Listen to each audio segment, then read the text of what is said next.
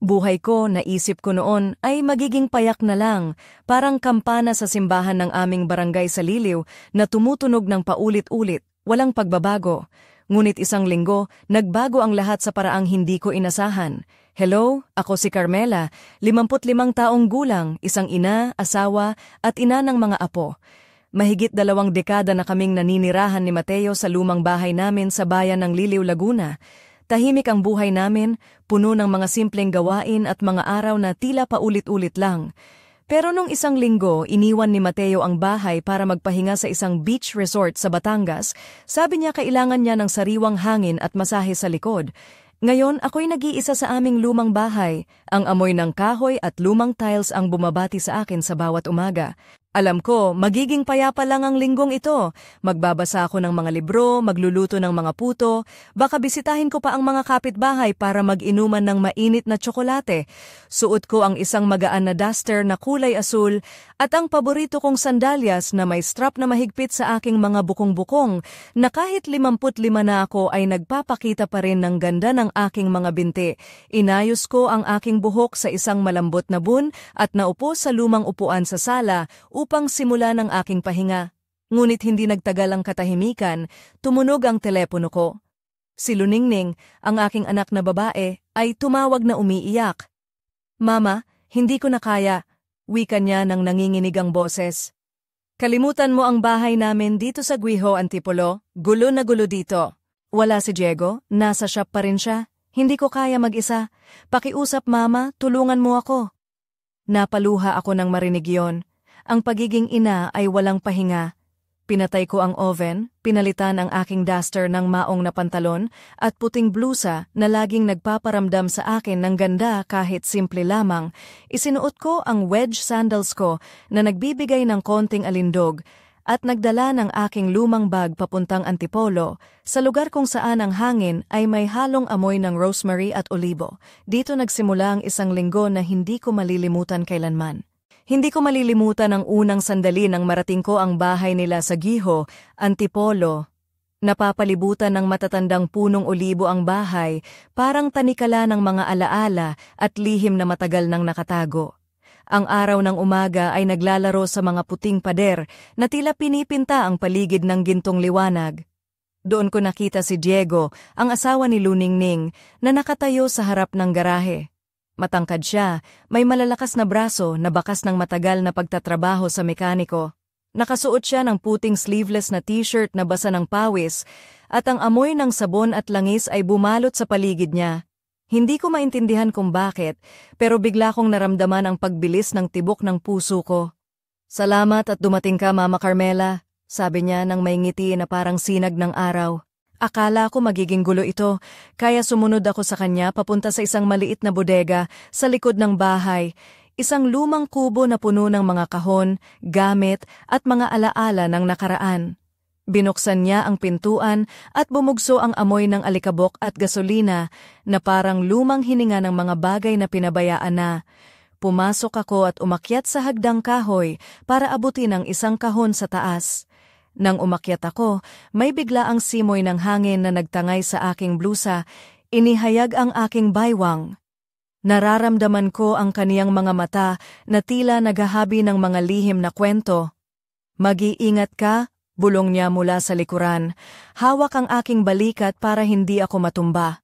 Ang kanyang kamay ay dumampi sa akin na para bang may alaala ng ibang buhay.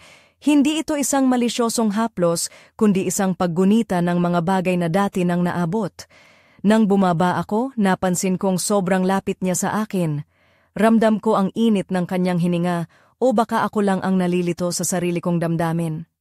"Ang ganda mo ngayon," wika niya ng mahina, hindi inaalis ang tingin.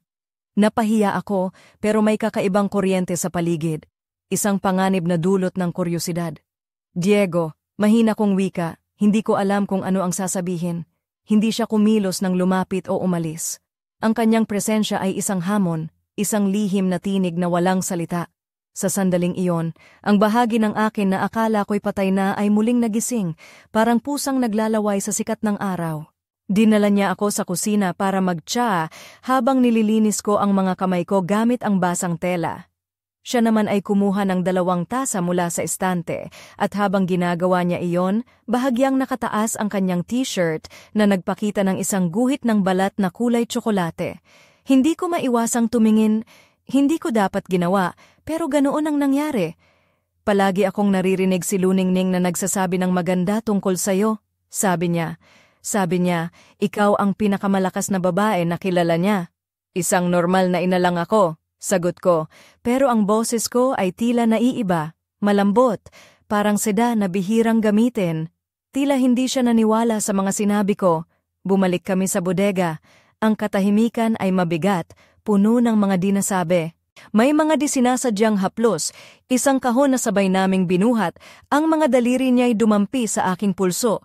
Isang kilabot ang dumaan sa akin, hindi pa ito tukso, kundi isang muling pagsilang. Nang matapos kami, inihatid niya ako sa pintuan.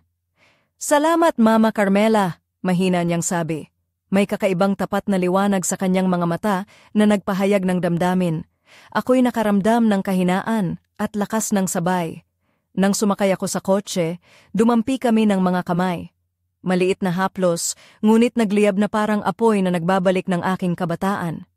Pag-uwi ko, inalis ko ang aking sandalyas, inilapag ang bag, at sa salamin nakita ko ang isang bagong bagay sa sarili ko. Hindi ito makeup o ayos ng buhok, kundi buhay na nagsisimula ulit. Hindi ako nakatulog ng mahimbing noong gabing iyon. Bumagsak ako sa kama na nanginginig, hindi dahil sa lamig, kundi dahil sa isang damdaming matagal nang natulog sa aking katawan. Pumikit ako ngunit naroon pa rin ang mga mata niya, ang kanyang kamay na dumampi sa pulso ko, ang kanyang hininga na halos marinig. Paulit-ulit kong sinabing, Carmela, isang seryosong babae ka, isang matapat na asawa, ina, at lola. Ito'y isang walang kwentang kidlat lang. Ngunit nang sumikat ang araw, ang kidlat na iyon ay nanatili, parang isang naglalagablab na uling sa ilalim ng abo. Ang araw ay sumilay, dala ang bagong simula na pilit kong tinanggap bilang bahagi ng aking buhay, ngunit hindi naging madali ang pagbalik sa dati. Bumihis ako ng pantalon na lino, malambot na blusang kulay gatas, at isinabit ang mga perlas na hikaw na itinabi ko lamang para sa mga espesyal na okasyon. Sa aking mga paa, ang mga sapatos na may mababang takong, kulay tsokolate, na parang sining na idinisenyo para sa isang babaeng nais magmukhang elegante nang hindi halata ang pagsisikap. Nilagyan ko ng bahagyang halimuyak ng jasmine ang aking balat, hindi para kay Diego, kundi para sa sarili kong pag-alaala na buhay pa rin ako. Lumabas ako ng bahay na may dalang dahilan, babli ako ng tinapay sa palengke ng bayan, ngunit ang totoo ay ang mga paa ko ay nagtungo sa pamilihan ng mga handicraft sa Plaza Rizal, kung saan ang mga turista ay naglalakad-lakad sa pagitan ng mga makukulay na tela at pinturang paypay. Sa isang maliit na tindahan, natanaw ko ang isang pulseras na gawa sa pilak, matandang pilak na may mga ukit ng mga bulaklak, parang isang antigong hiyas na may kwento. Hinawakan ko ito, malamig at makinis, puno ng kasaysayan. Ang nagbebenta, isang babaeng may balat na kayumanggi at mga matang matalas na parang matagal nang nakakita ng mga lihim, ay ngumiti. Para sa isang babaeng nais alalahanin kung sino siya noon at kung sino pa ang maaari niyang maging, wika niya ng may malamyos ngunit matalim na tono. Napabuntong hininga ako, walang malay na hawak ko ang simula ng isang bagong kwento. Pasensya na po. Sabi ko nang may pagkabigla, siya ay tumawa. May apoy ka sa mga mata, Ginang, hindi galing sa edad, kundi galing sa kaluluwa. Hindi ko na pinag-isipan pa. Binili ko ang pulseras. Nang isabit ko ito sa aking pulso, isang kilabot ang dumaan sa akin. Tila ako'y naligaw sa sarili ko, sa isang landas na hindi ko pa kayang unawain. Sa hapon na iyon, bumalik ako sa bahay nila Luningning sa Gidjo, dala ang dahilan na maghatid ng pagkain. Alam kong wala siya doon, nabanggit niya na aabala siya sa Maynila buong araw. Ngunit alam ko rin na hindi iyon totoo. Alam kong sinasadya ko ang pagpunta doon at hindi ko na kayang pigilan ang sarili. Ang langit ay malinaw, ang hangin ay may halimuyak ng timyo at sa ilalim ng punong para, naroroon si Diego, abala sa pag-aayos ng isang lumang makina. Nakasuot siya ng kulay abo na t-shirt na basa ng pawis. May tela na nakabitin sa bulsa ng kanyang pantalon at may kalmadong aura ng isang lalaking nagtatrabaho gamit ang kanyang mga kamay. Isang lalaki na hindi na kailangang patunayan ang kanyang sarili. Carmela, sabi niya nang mapansin ako, Nililinis ang kanyang mga kamay sa pantalon na may mga mantsa ng langis. Hindi ko inaasahan na makikita kita ngayon. Nagkunwari akong nagkakamali. Dumaan lang ako at naisipang dalhan ka ng nilutong torta. Ngumiti siya, isang ngiti na mabagal, mapanganib, hindi nangangahulugang pasasalamat kundi halatang matagal na akong hinihintay kahit hindi niya alam kung paano ito tatanggapin. Inalok niya akong maupo sa porch, may 2 upuang gawa sa ratan at isang maliit na mesa na bakal. Ang hangin ay pinapagalaw ang mga dahon ng olibo na bumubuo ng isang mahinahong musika, halos parang isang lihim na pag-uusap. Umupo ako nang mag-cross ang mga binti at naramdaman ko ang kanyang tingin na naglalakbay mula sa aking mga sapatos hanggang sa leeg. Hindi ito marumi o bastos, ngunit totoo, napakatotoo. Iyan ba ay halimuyak ng tsansa? Tanong niya, tinititigan ang aking pulseras, tumango ako. Pumikit siya saglit, tila nilalanghap ang amoy ng may debosyon. Nilaro ko ang pulseras sa aking kamay at napansin niya. Bago ito, tanong niya. Binili ko ngayong umaga, sagot ko nang nanginginig ang boses. May tinatawag ito sa akin na hindi ko maipaliwanag. Dahan-dahan niyang inabot ang kanyang kamay, hindi ako hinawakan, ngunit nilapit ang palad sa pulseras, parang natatakot na masira ang isang nakatagong bagay. Kumikinang ito sayo, bulong niya. Tumibok ng malakas ang puso ko. Nagtagal kami sa katahimikan habang papalubog ang araw. Nagpipinta ng kalangitan ng kulay amber. Ang mga ibon ay kumakanta, ang hangin ay may halimuyak ng bukid sa dapit hapon. Hinaluan ng amoy niya, isang lalaking pagod ngunit tapat, isang mapanganib na timpla. Nang maglaon, bumulong siya na parang nagkukuwento ng isang kasalanan. Hindi ko maintindihan kung ano ang nangyayari sa akin, Carmela. Simula kahapon, hindi ko na maiwasang isipin ka. Hindi ko dapat sabihin ito, pero ramdam ko sa katawan, sa balat, sa hininga. Para kang paggising. Tumingin ako sa kanyang mga kamay, malalaki, may langis, maskulado, maaasahan, at naalala ko ang mga kamay ni Mateo, mabait, ngunit pagod at nanginginig na dahil sa edad. Isang matinding guilt ang kumalabit sa akin kasabay ng isang damdamin na ayokong pangalanan. Diego, mahina kong sabi, ito'y isang kabaliwan. Lumapit siya ng isang hakbang, ngunit hindi ako hinalikan o hinawakan. Isang kisap mata lang ang pagitan namin. Sabihin mo sa akin na wala kang nararamdaman at aalis ako, wika niya ng direkta, parang isang tama na di ko maiwasang sagutin. Maaari ko sanang sabihin iyon, maaari akong magsinungaling, pero ang aking katahimikan ay mas malakas kaysa sa anumang salita. Nagliyab ang kanyang mga mata, ngunit umatras siya na parang takot sa sarili. Hindi ko gagawin ang anumang makakasakit sa'yo, pero huwag mong hilingin na magkunwari akong hindi kita nakikita. Humiga ako sa upuan, ang dibdib ko ay mabilis na humihinga. Kailangan kong umalis, mahina kong sabi. Halos tumakbo ako palabas ng bahay, hindi na tumingin pa sa likod. Ngunit bago ako sumakay sa sasakyan, nakita ko siya sa bintana, nakasandal sa pintuan, nakayuko ang ulo, at nakapirming nakayuko ang mga kamao. Isang lalaking lumalaban sa isang laban na kasing laki ng sarili niya. Ako rin ay lumalaban, ngunit hindi patas ang laban. Hindi kapag ang balat ko ay naglalagablab kahit hindi siya hinawakan. Humakbang ako papasok sa bahay na nanginginig ang mga kamay, inalis ang sapatos, sumandal sa pader, at pumikit. Ang dating kanlungan ko ay naging isang gintong hawla. Ang gabing iyon, hindi ako nakatulog ng mahimbing. Ang pulseras ay nanatiling nakakapit sa aking pulso, paalala ng sinisimulang pagtataksil sa sarili at pagtuklas sa isang bagong bahagi ng aking pagkatao. Ang mga sumunod na araw ay tila isang palabas na paulit-ulit, isang eksenang ginagampanan ko ng walang puso, parang artista na inuulit-ulit ang isang papel na luma na at wala nang bago. Pinilit kong bumalik sa normal na takbo ng buhay. Nagluto ako ng tinapay, dinilig ang mga geranium sa balkonahe at pinunasan ang mga bintana ng may sobrang pasensya.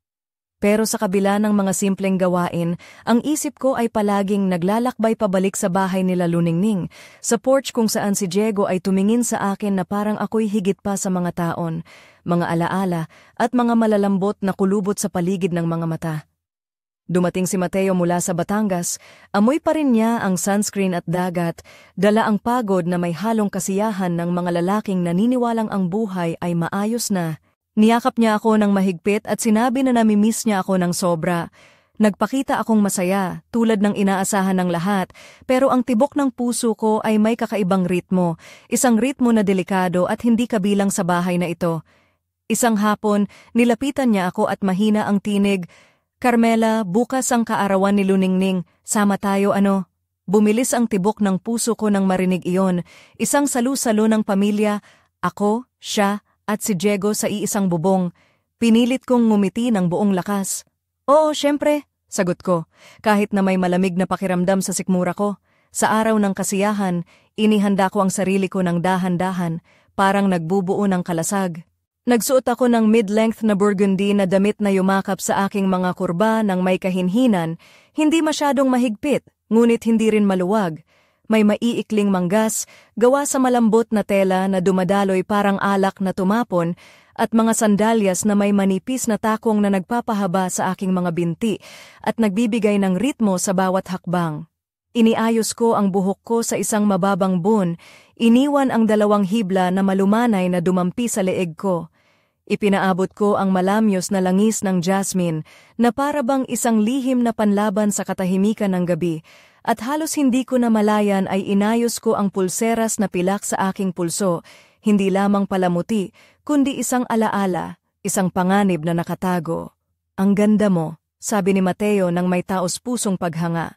Ngumiti ako, ngunit ang aking mga mata ay nagkukubli ng isang lihim na hindi niya alam. "Salamat, mahal," sagot ko nang may bahagyang pagkukunwari. Pagdating namin sa bahay nila Luningning, sinalubong kami ng malambing na musika, mainit na ilaw, at mga halakhak na pumuno sa hangin. Ang amoy ng tortang niluto ni Luningning, jamon, at mga olibo ay nagbigay ng klasikong handaan ng pamilya. Ngunit para sa akin, ito ay tila isang minahan ng mga suliranin, isang lugar na puno ng mga nakatagong panganib at lihim na naghihintay na sumabog. At doon ko siya nakita, si Diego. Nakasuot ng puting pang-itaas na may nakatiklop na mga manggas, pantalon na beige, ang buhok ay bahagyang magulo, na para bang hinaluan niya ito ng kanyang mga kamay ng paulit-ulit. Ang kanyang mga mata ay tumingin sa akin, may isang tahimik na pagkilala at tensyon na parang apoy sa ilalim ng abo. Hindi siya ngumiti agad, bagkus ay seryoso siyang tumingin sa akin, na parang ang bawat hakbang ko ay naglalaman ng apoy. "Mama," sigaw ni Luningning na may matamis na ngiti habang niyayakap ako. "Ang ganda mo." "Salamat, anak," sagot ko nang mahigpit ang pagkakahawak sa kanya. Lumapit si Diego, inabot ang kamay na para bang 2 estranghero sa isang marangyang pagtitipon. "Magandang gabi, Carmela," maayos ang kanyang tono. Ang tingin niya sa akin ay hindi katulad ng kanyang salita. Nilalantad niya ako ng dahan-dahan, parang nagbubukas ng isang mamahaling lumang sulat na puno ng takot at pagnanasa. Iniabot ko ang kamay ko at naramdaman ko ang isang kuryente, isang bahagyang haplos, hindi labis, ngunit sapat upang maalala ng aking balat ang lahat ng bagay na hindi ko dapat maramdaman. "Diego," mahina kong wika. Sa likod namin dumaan si Mateo na hindi alam ang unos na nagaganap sa ilalim ng ibabaw at nagtagay ng kanyang baso kay Diego. Sa ating tagumpay, nagpatuloy ang kasiyahan, puno ng mga tawanan, halakhak ng mga bata at pagtagay ng mga baso. Ngunit bawat galaw ko ay may kasamang mga matang sumusunod sa akin, bawat palitan ng tingin ay tila isang panganib. Sa isang pagkakataon, pumunta ako sa kusina para iwan ang mga bakanteng plato at pumasok si Diego. Dahan-dahan niyang isinara ang pinto. Ang salu-salo ay patuloy sa labas, ngunit sa loob, ang katahimikan ay mabigat. "Hindi kita dapat kausapin," mahina niyang sabi. "Pero ang makita kang ganito ay hindi patas, Carmela." "Napapaligiran tayo ng pamilya," sabi ko nang may pag-aalinlangan. "Huwag mo nang palalain pa ito." Lumapit siya ng isang hakbang. "Ikaw ang nagpapahirap tuwing humihinga ka kapag malapit ako." Ang dibdib ko ay mabilis na umangat at bumaba sa pagkakanulo. "Ikaw ang aking manugang," wika ko ng matatag na parabang ang pagsasabi ng katotohanan ay makakapagligtas sa akin. Ngunit tumanggi siya ng dahan-dahan. "Ako'y isang lalaki na hindi kayang tigilan kang makita." Ang katahimikan ay mapanganib. Pinaglaruan ko ang pulseras na parang ito ang makakapagligtas o magpapatawag ng isang bagay na ayokong harapin. Sa sandaling iyon may mga tawa sa likod ng pinto, mga boses at mga hakbang. Lumayo ako, Siya rin. Ngunit nang bumukas ang pinto, 2 ngiti lamang ang lumabas sa mundo. Nang gabi na, lumabas ako sa hardin para huminga. Sa ilalim ng malaking punong olibo, ang simoy ng hangin ay gumagalaw sa mga dahon na para bang bumubulong ng mga lihim ng nakaraan. Tumingin ako sa buwan, naghahanap ng direksyon. Narinig ko ang mga hakbang. "Pasok ka?" sabi ng isang kilala, ngunit hindi inaasahan. Ngunit hindi siya. Isang kapitbahay na babae, matanda na may mga matang matalim na nakatago sa likod ng kanyang mahinahong ngiti. "Carmela," wika niya na may isang sobrang tamang tinig. "Nakita kita kamakailan malapit sa palengke. Hindi ka nag-iisa, di ba?" Ang puso ko ay kumabog ng malakas. Isang liham na may babala. Sumagot ako ng mabilis. Siya ay ngumiti, hindi ang ngiti ng isang mabait, kundi ng isang taong nakakaalam at nag-aabang. Oo, isang babala. Unti-unti siyang umalis, naiiwan akong nanginginig. Sa paglingon ko sa bahay, nakita ko si Diego sa likod ng bintana, nakatitig sa pangyayari na may nakausling noo. Isang tahimik na mensahe. Hindi tayo nag-iisa sa laban na ito, at darating ang araw na may sisabog. Ang gabing iyon, pag-uwi ko, nanginginig pa rin ang mga kamay ko. Si Mateo ay natutulog sa sala na parang isang batang walang alalahanin. Nang pumasok ako sa aming lumang bahay at nakita siyang nakaupo sa kanyang upuan, naunawaan ko, hindi na ito ang mundo ko. Isang maskara lang ng buhay na unti-unting nabubiyak habang isang bago, mapanganib, nagliliyab at ipinagbabawal ng luhika ngunit hindi ng puso ang nagsisimulang umusbong sa ilalim ng mga punong olibo. Hindi ko maisip na ang mga araw na susunod ay magiging ganito kahirap. Isang mabagal na parada ng mga tahimik na sandali na puno ng mga hindi nasabi at mga tingin na puno ng pag-aalinlangan.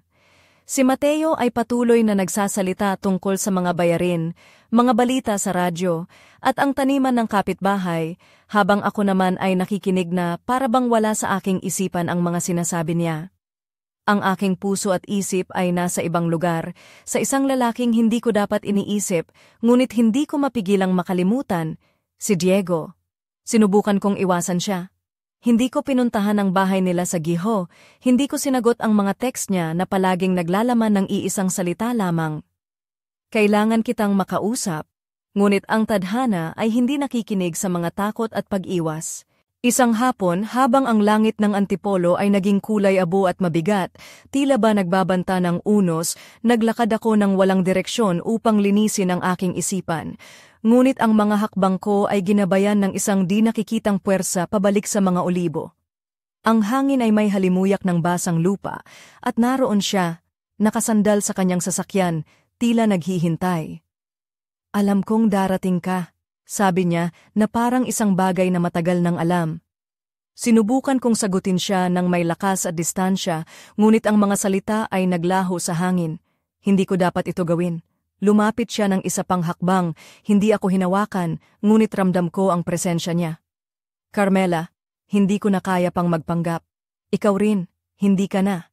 Ang ulan ay unti-unting bumuhos. Unang banayad, pagkatapos ay mas malakas, basang-basa ang buhok ko at ang blusang koton na kumapit sa katawan ko, nilalantad ang bawat hininga na mabilis at magulo. Yumuko ako, niyakap ang sarili ko, hindi dahil sa lamig kundi upang pigilan ang panginginig. "Sisira tayo nito," bulong ko ng mahina. "O tayo ang maliligtas," sagot niya ng may kalmadong mapanganib na tingin. Nagtagpo ang aming mga mata sa ilalim ng ulan, parang 2 kandila na lumalaban sa hangin. Sa isang sandaling tila na itanaw ko ang isang bagay na kakilakilabot. Ang pag-iwan sa kanya ay magiging mas mahirap kaysa sa pagbagsak sa tukso. Dahan-dahan niyang inangat ang kamay niya at hinaplos ang aking basang pisngi. Hindi isang pagmamay-ari, kundi isang haplos na masakit dahil sa lambing. Nabiyak ang mundo ko sa katahimikan, ngunit may narinig akong tunog, kaluskos ng mga sanga, isang hininga na pinigilan. Lumingon ako sa gilid ng mga olibo at nakita ang isang anino, isang pulang payong. Ang kapitbahay, ang parehong babae mula sa salusalo na may mga matang malalaking bilog ng pagkabigla o galit. Hindi ko matukoy kung alin ang mas malala. "Diyos ko," bulong niya, at mabilis na umalis na parang nadulas. Naramdaman ko ang paglamig sa aking dugo. "Alam ko na," mahigpit na wika ni Diego. May nagbabantay sa atin. Hindi, nanginginig akong sagot. Siyang babaeng iyon ang maaaring sirain ang lahat. Hinawakan niya ang aking mga balikat ng matatag, hindi gamit ang lakas kundi ang presensya. Hindi ko hahayaang may saktan ka, pati ang pamilya mo, pati ang pangalan mo. Ngunit ako, hindi ang pangalan ko ang nasa isip ko. Iniisip ko ang sugat na unti-unting lumalalim, ang katotohanang may mga yapak na nagsisimulang tumakbo sa paligid. Ang langit ay umungol ng isang malakas na kulog. Lumayo ako sa kanya na parang hinihiwalayan ang isang bahagi ng sarili ko. "Huwag mo akong hanapin," mahina kong sabi. "Hindi," sagot niya, at ang boses niya ay naging mas mapanganib pa kaysa sa isang haplos. Lumiko ako at tumakbo sa ilalim ng ulan. Ang pulseras ay kumakatok sa aking pulso, parang orasan na nagbibilang ng mga huling sandali. Hindi ako umiyak. Ang ulan ang umiyak para sa akin. Pag-uwi ko, nagtaka si Mateo kung bakit basa ako. "Nagulat ako sa bagyo," sabi ko, nagkukunwaring walang malalim. Ngunit ang pinakamalupit ay nang ipikit ko ang mga mata sa gabing yon. Hindi ko naisip ang kapitbahay o ang panganib. Iniisip ko ang mga daliri niyang basa sa aking balat at alam ko wala na akong kontrol sa nangyayari. Ang kapitbahay ay hindi na lumabas sa araw na iyon, hindi rin tumawag, ngunit ang katahimikan ay naging mas malupit kaysa sa anumang salita. Nabubuhay ako sa takot na ang bawat pagtuktok sa pinto ay maaaring paratang at bawat tawag ay hatol. Si Mateo, walang malay sa labanan na ito, ay nag-alaga sa akin, nagluto ng kape tulad ng dati. "Mukha kang pagod, Carmencita," sabi niya na may ngiti. "Hindi ba katulog ng maayos?" Sagot ko ay isang banayad na haplos sa kanyang kamay. Muli akong nagsinungaling. Ang pagsisinungaling ay naging kasing dali ng paghinga, automatiko, kailangang-kailangan. Isinuot ko ang aking sunglasses at koton na bandana sa leeg habang pumupunta sa palengke ng bayan para bumili ng gulay. Ang hangin ay may halimuyak ng bagong lutong tinapay, olibo at bahagyang basa ng ulan. Ngunit bigla, narinig ko ang pangalan ko. Carmela. Ang tinig ay tila nananabik at malamig. Nakita ko siya, ang kapitbahay na babae, may hawak na buke ng jasmine, at ang pulang payong niya ay nakapatong sa tabi, patunay ng kanyang presensya. Ngumiti siya, ngunit ang ngiting iyon ay puno ng lihim na pananakot. "Ang saya naming makita ka," sabi ko ng may pigil na tinig, pilit pinananatili ang kontrol sa aking katawan. Lumapit siya ng may mababang tinig, halos malumanay. "Sa maliit na bayan, alam mo, lahat ay nakikita at pinag-uusapan. Sayang ang maling pagkaintindi." Isang banta na nakabalot sa tamis. Naramdaman ko ang lupa na tila unti-unting nawawala sa ilalim ng aking mga paa. "Walang nangyari," bulong ko. Naniniwala pa rin akong kaya kong kontrolin ang lahat. Ngunit ang kanyang mga mata ay nagningning. Minsan, ang mga akala nating nangyari ay mas masahol pa sa katotohanan. Umalis siya ng dahan-dahan, naiiwan akong nanginginig. Ang pulseras ko ay tila naging mabigat na bakal. Ang mundo ko ay maaaring bumagsak dahil sa isang bungkos ng mga salita. Hindi ako bumalik sa bahay. Ang mga paa ko ay muling naglakad patungo sa mga olibo, kung saan ang hangin ay nagdadala ng mga lihim ng mga nakaraang panahon. Alam kong ayokong makita siya, ngunit alam ko rin na kung tatawag ako, darating siya, at dumating nga siya. "Mukha kang naputla," sabi niya nang lumapit. "Ano ang nangyari?" Walang paligoy-ligoy, inilahad ko ang lahat, walang palamuti, walang tapang, ngunit may katotohanan. Nagbago ang mukha niya. Ang lambing ay napalitan ng bakal na determinasyon. "Kung magsasalita ang babaeng iyon, hindi lang ikaw ang masasaktan." Bulong niya. Siluningning rin. Parang sinaksak ako ng isang matalim na kutsilyo. Hindi na ito tungkol sa tukso. Ito ay tungkol sa mga magiging epekto. "Diego, kailangan nating itigil ito," wika ko ng may luhang nakatago sa boses. Para sa kanya, para sa lahat. Pumikit siya ng matagal, para bang nawala ng isang bagay na hindi na maibabalik. Alam kong pareho naming desisyon ang nasa aming puso, ngunit nang buksan niya ang mga mata, may isang anino na hindi ko kilala. "Ngunit hindi ko hahayaang sirain ka ng sinuman," dagdag niya, "pati ang iyong reputasyon." May bago sa kanyang tinig, madilim, matatag at puno ng pagbabanta. "Diego, pangako mo na hindi ka gagawa ng isang bagay na delikado," sabi ko. Hindi ako bata, tugon niya. Pero hindi rin ako lalapit ng walang laban kapag may nanganganib sa mga mahal ko. Nawalan ako ng hininga. Sino ang mahal mo? Hindi niya sinabi na nice, kundi mahal. At iyon ay mas delikado kaysa sa anumang halik. Ang mga tuyong dahon ay bumagsak sa paligid namin at ang hangin ay gumalaw ng malakas. Parang humihinga ang mga olibo ng tensyon ng sandaling iyon. Gusto kong hawakan ang kanyang kamay, ngunit hindi ko ginawa. Gusto kong umiyak, ngunit hindi rin. Paalam, sa ngayon, bulong ko. Tumango siya, ngunit may kakaibang tingin sa kanyang mga mata. Hindi pagsuko, hindi pagtanggap, kundi determinasyon. Umalis ako nang hindi lumingon, ngunit ang kaluluwa ko ay nanatili sa kanyang mga mata. Sa gabing iyon, nakaupo ako sa kama, tahimik ang bahay, natutulog si Mateo, nang dumating ang isang mensahe sa aking telepono. Nanginig ako habang binubuksan iyon. Isang larawan, kuha mula sa malayo, sa gitna ng mga olibo. Ako at si Diego sa ilalim ng ulan, ang kanyang kamay ay dumampi sa aking pisngi, kasama ang kapitbahay o isang mas malalang nilalang. Nakasulat sa ilalim, hindi lahat ay natatabunan ng mga olibo, lahat ay lalabas sa liwanag, mamaya o mamaya pa. Bumagsak ang puso ko sa dilim, hindi na ito pag-iibigan lamang. Isa na itong bitag, isang banta, isang simula. Ang pulseras ay kumikislap sa aking pulso, parang isang posas o isang sandata. Hindi ko alam kung alin. At sa dilim, hindi ko sinasadyang bumulong ng isang pangalan. Diego. Wala siyang sagot sa gabi, ngunit ramdam ko na saan man siya naroroon, alam na niya ang lahat, at may isang puwersa na nagsimula na kumilos. Wala pa itong katapusan. Bagkus, nagsisimula pa lamang. Hindi ko pa rin matanggap ang nangyari. Parang panaginip na hindi ko alam kung kailan ako gigising. Ang lahat ng ito, ang lihim, ang mga tingin, ang mga haplos, parang isang apoy na unti-unting sumusunog sa loob ko. Hindi ko maintindihan kung paano nangyari, pero ramdam ko na wala nang balikan.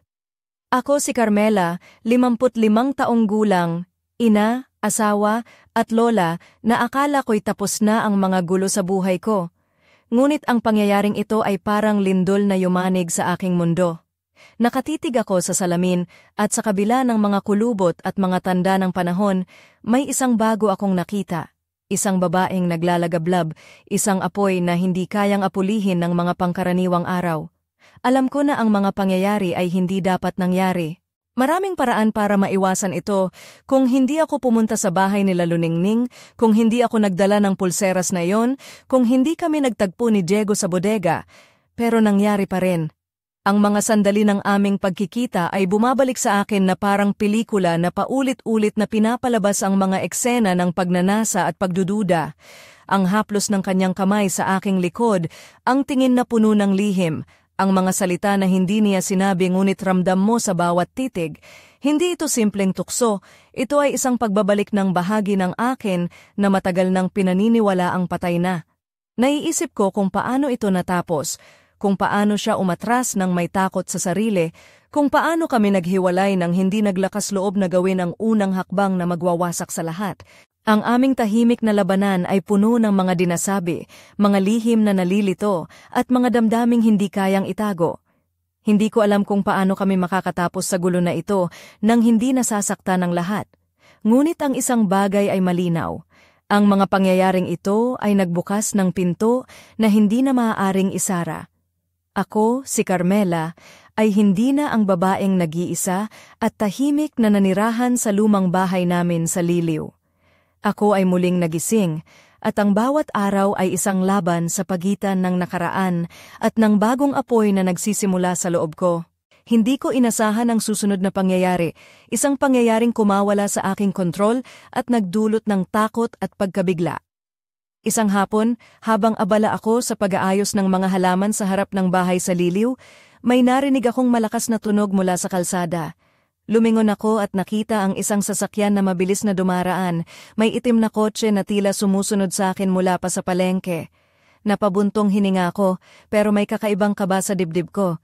Hindi ko maintindihan kung bakit ako sinusundan, ngunit alam kong may koneksyon ito sa mga pangyayaring nagaganap. Hindi pa ako nakakapag-isip nang maayos nang bigla akong tawagan ni Diego.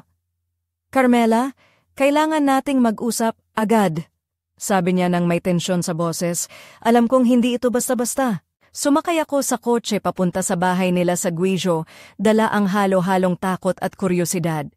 Nang makarating ako, nakita ko siyang nakatayo sa labas, nakatingin sa paligid, parang naghihintay ng isang panganib. May mga tao na sinusubukang sirain ang ating pamilya, seryoso niyang sabi. Hindi lang ito tungkol sa akin o sayo. May malalim na lihim na unti-unting lumalabas. Napatingin ako sa kanya, naguguluhan at natatakot. Hindi ko alam kung ano ang kahihinatnan ng mga sinabi niya. Habang nag-uusap kami, biglang may kumatok sa pinto. Isang matandang lalaki na may daladalang sobre, may matalim na mga mata, ngunit tahimik na ekspresyon. Para kay Ginang Carmela, sabi niya ng mahinahon. Kinuha ko ang sobre at binuksan. Sa loob ay mga litrato, mga larawan namin ni Diego sa ilalim ng mga olibo, mga lihim na pag-uusap, at isang sulat na nagbabanta na kung hindi kami titigil sa aming paglapit, may masama silang gagawin sa aming pamilya. Napakabigat ng aking dibdib. Paano namin haharapin ito? Ang bawat hakbang na ginagawa namin ay sinusubaybayan at ang panganib ay unti-unting kumakalat sa paligid namin. Sa gabing iyon, habang nakaupo kami sa porch, pinakinggan namin ang mga huni ng mga kuliglig habang ang buwan ay naglalabas ng malamlam na liwanag. Hindi tayo pwedeng magpabaya, wika ni Diego, hawak ang aking kamay ng mahigpit. Kailangan nating protektahan ang pamilya at ang ating mga sarili. Ngunit sa puso ko, alam kong hindi lang ito tungkol sa proteksyon.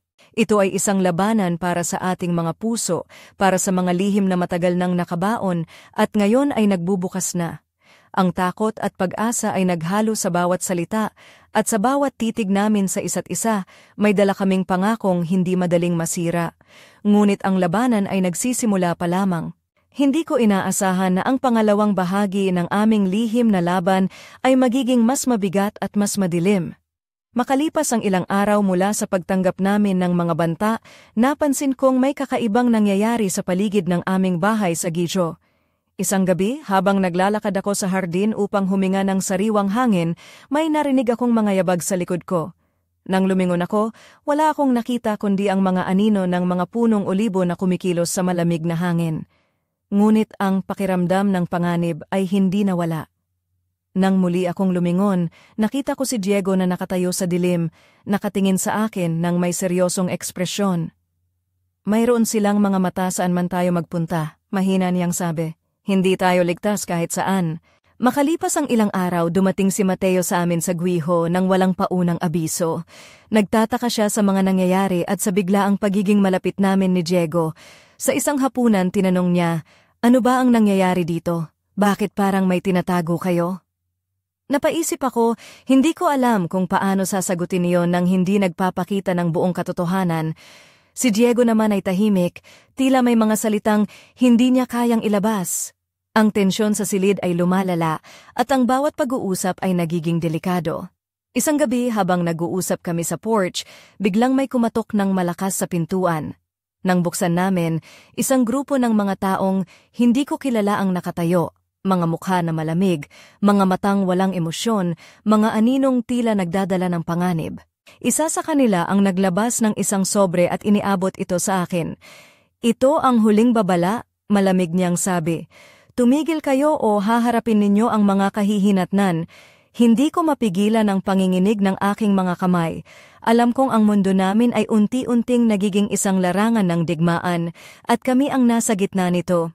Sa kabila ng lahat, si Diego ay nanatiling matatag. "Hindi tayo susuko," wika niya ng may determinasyon. "Hindi natin hahayaang sirain tayo ng takot."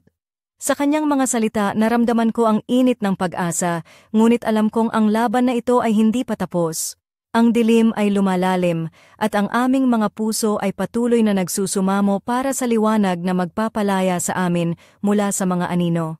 Ngunit sa likod ng lahat ng ito, may isang misteryo na naghihintay na mabunyag, isang lihim na magbabago sa lahat ng aming inaasahan. Ang mga susunod na araw ay magdadala ng mga sagot o kaya'y higit pang mga katanungan. Ang tensyon ay umabot sa sukdulan, parang apoy na unti-unting naglalagablab sa bawat sulok ng aming buhay. Hindi na ito simpleng lihim o mga lihim na hinahanap ng katahimikan. Ang bawat araw ay puno ng mga sandaling naglalaman ng mga bulong, mga titig na nagbubunsod ng apoy sa loob ng dibdib. Si Diego, na dati ay isang ordinaryong mekaniko, ay naging isang lalaking may matibay na determinasyon na protektahan kami mula sa anino ng panganib. Ang bawat haplos niya sa akin ay puno ng pangako, ng apoy na naglalagablab na hindi ko na kayang itago. Habang ang gabi ay sumasalubong sa amin, ang mga punong olibo sa paligid ay tila sumasabay sa aming mga damdamin. Ang mga dahon ay kumikilos ng parang mga lihim na naglalakad sa dilim. Ang pulseras sa aking pulso ay nagkikislapan, isang simbolo ng aming pinagdaanan at ng mga panganib na nagbabantay. Ang bawat sandali na kami ay magkasama ay punong-puno ng kahulugan, isang lihim na naglalaman ng apoy at pighati. Sa isang gabi ng malakas na hangin, habang nakaupo kami sa porch, naramdaman ko ang isang kakaibang lakas sa pagitan namin ni Diego. Ang mga mata niya ay nagliliyab, puno ng emosyon na hindi kayang itago. Hindi ko na kayang itago ang nararamdaman ko, wika niya ng mahina ngunit matatag. Ikaw ang apoy na nagpapasigla sa akin kahit na alam nating delikado ito. Ang mga salita niya ay parang kislap ng kidlat sa madilim na langit, isang pangakong nagbabadya ng pagsabog. Ngunit sa kabila ng lahat, may isang lihim na nagkukubli sa dilim, isang misteryo na naglalaman ng kapangyarihan na maaaring magwasak sa aming mga buhay o magdala ng kalayaan.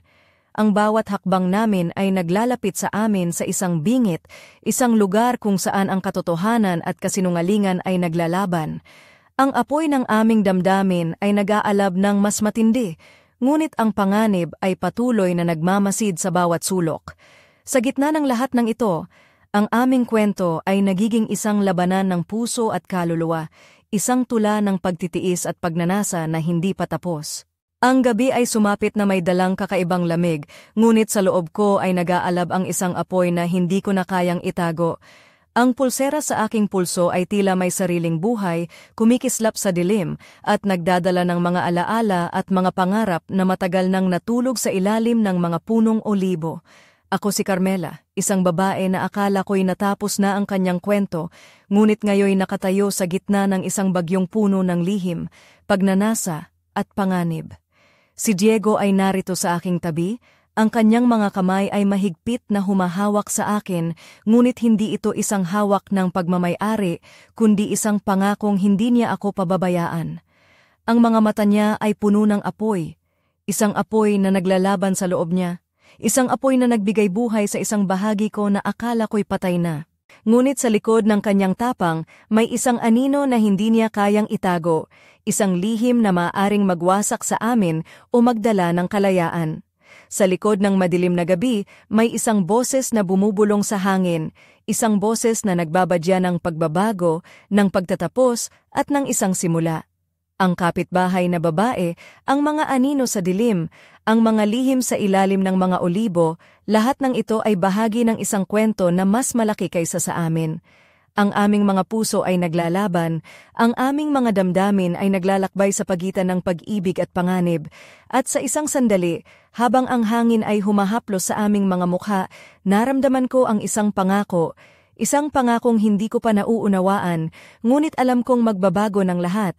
Ang pulseras ay kumikislap ng mas maliwanag, at sa dilim, isang lihim ang nagbubukas, isang lihim na magpapabago ng lahat ng aming buhay. Hindi pa tapos ang kwento, ang apoy ay naglalagablab, ang panganib ay nagmamasid, at ang puso ko ay handang harapin ang lahat. Ngunit isang tanong ang nananatili, hanggang saan ako handang lumusong sa apoy na ito? Ang sagot ay nasa mga susunod na pahina ng aming kwento, isang kwentong puno ng lihim, pagmamahal at trahedya. Isang kwento na kailanman ay hindi ko malilimutan.